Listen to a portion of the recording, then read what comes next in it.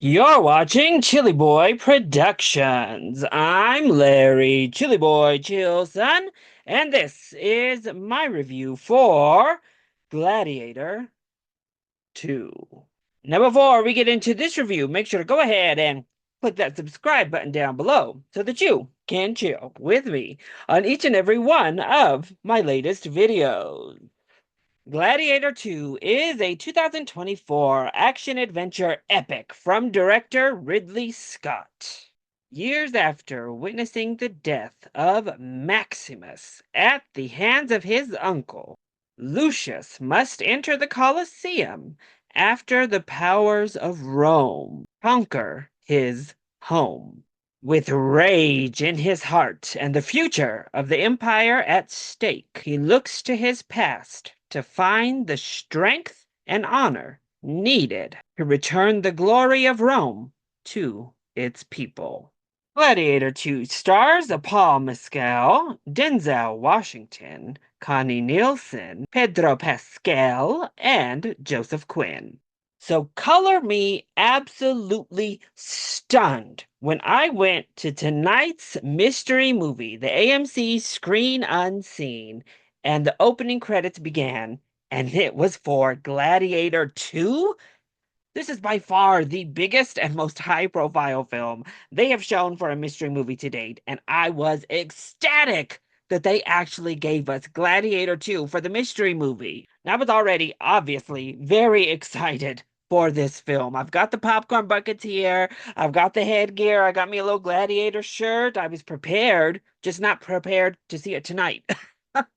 So obviously I love Gladiator, the original film. It's an epic, it's amazing. It's Ridley Scott kind of at the peak of his filmmaking powers. All of the actors involved are fantastic. However, Ridley Scott has been very up and down lately, and legacy sequels, by and large, are very hit and miss. So when I heard we were getting a Gladiator 2 from Ridley Scott himself, I was cautiously hopeful, if you will. But then I got those trailers, I saw this cast, and I couldn't help but be swept up into the hype. And ultimately, Gladiator 2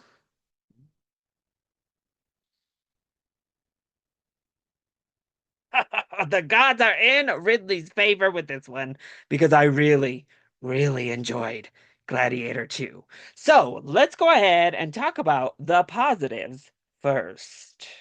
Well, I have to give it up to Ridley Scott as my first positive in the director's chair. He knows how to film an epic, doesn't he? No matter what you thought of films like Napoleon, his most recent outing, those war sequences in that film were stunning. And once again, here in Gladiator 2, the action sets are amazing here. They look fantastic. They're really exhilarating, exciting. They have great stakes to them. Ridley Scott is an expert at building up these big sets.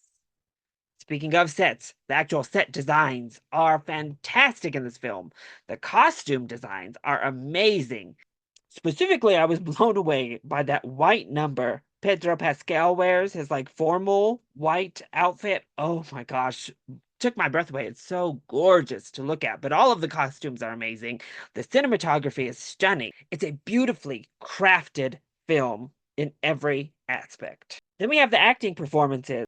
I've heard some up and down reports on Paul Mescal here. I thought he was really good. I don't know why people had a problem with his performance. Now, obviously, unfortunately for him, he doesn't reach the heights of Russell Crowe's performance, but I think he delivers a new character and exactly what he needed to give for the film. However, he is certainly out. However, he is certainly outshined, and maybe that's the problem because Denzel Washington chews every single scene he is in. He's fantastic, he's amazing. But honestly, put Denzel Washington in literally anything and he elevates the entire project. And that's no exception here because he elevates every single scene he is in. He's amazing. I also thought Connie Nielsen was fantastic. I loved her performance in this film. It was so great to kind of have her back, have all of the few returning actors back for the film. And she just brought this breath of fresh air to the movie. I thought she was wonderful.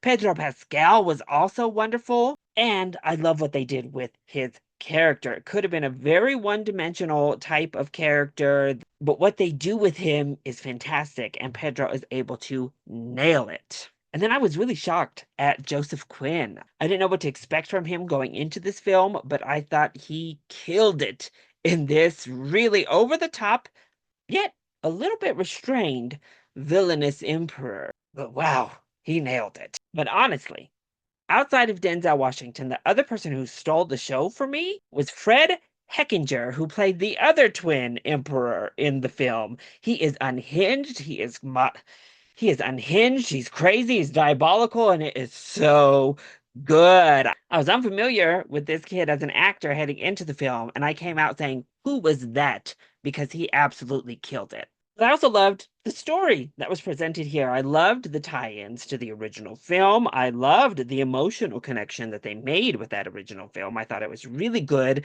This is a great continuation of the original Gladiator story. You feel like the entire story is enriched instead of cheapened, thanks to a legacy sequel, which should always be the goal. And the entire final act is just exhilarating. Absolutely fantastic stuff. Everything that happens in that Coliseum is amazing. Yes, Russell, I was highly entertained when it came to Gladiator 2.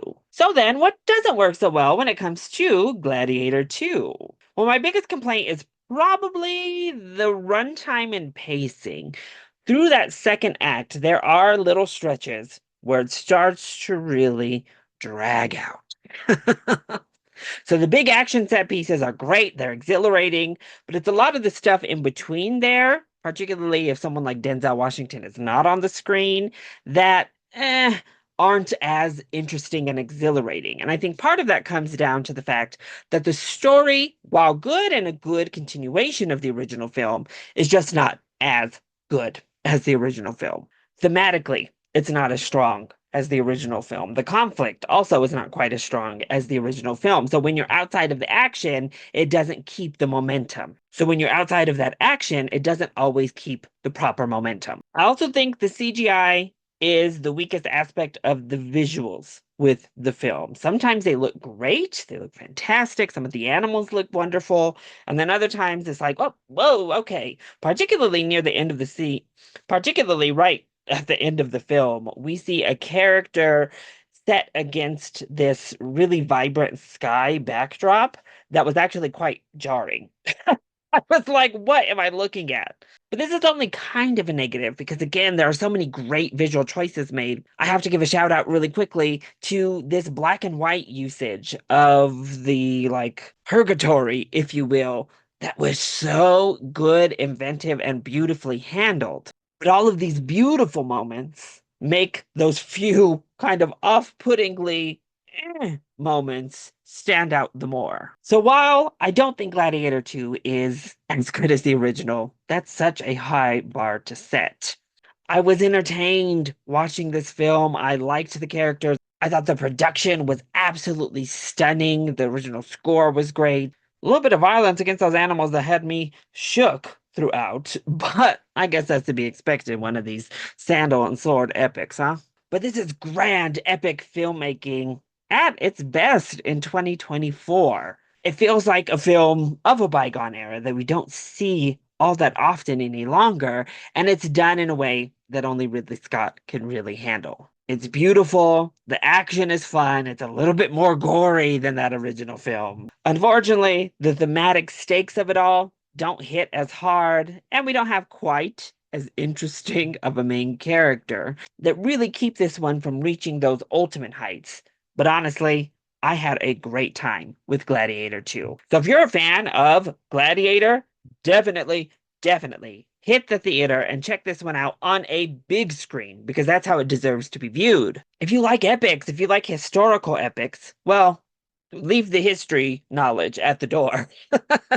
But still come into the movie theater for a fantasy history epic of a good time. I think Gladiator 2 is definitely a worthy legacy sequel. So that is my review for Gladiator 2. I hope you enjoyed it. If you did, go ahead, Click that like button down below and subscribe to the channel so that you are always up to date on all of my latest videos. Also, join in on the discussion. Did you also get to see Gladiator 2 at the Mystery Movie Monday or another early screening? Are you just hyped to get to see this in theaters? Let me know all of your thoughts either in the comment section down below, or you can hit me up over on Blue Sky. I love you all so much for your continued support. Mwah! Thank you for watching, and we'll see you next time. Bye.